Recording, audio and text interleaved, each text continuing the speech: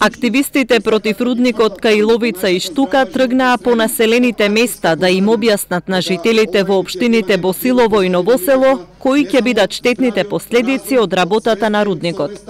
Граѓанската иницијатива Спас за Струмица, Стоп за рудниците на смртта најавува за честени средби и разговори со локалното население. Синоќ почнавме со селата Иловица и Штука, каде што имавме собир на граѓани, одблиску да се запознаат граѓаните со тоа кои се штетните последици всушност од тие рудници од отворен коп.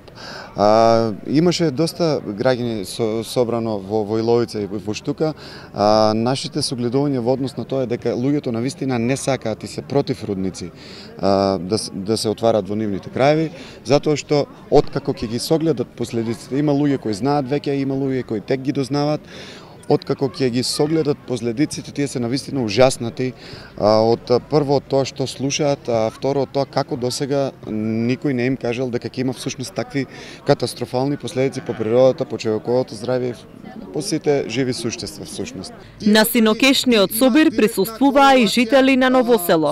Велат дека оваа иницијатива ќе ја прошират и во нивната општина. Тоа е зло за не само за Струмичка котлина, него и за цела Македонија.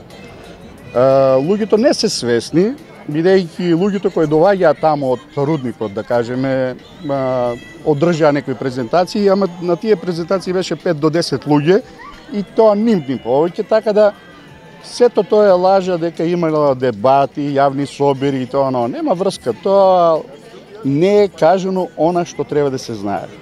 Ова ние мораме да го сопреме.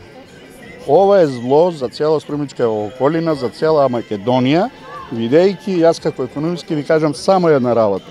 Некој да вложи 500 милиона евра, тоа го нема нигде. Само еден Казандол е 30 милиона евра. Значи, треба 50 такви рудници да се отворат.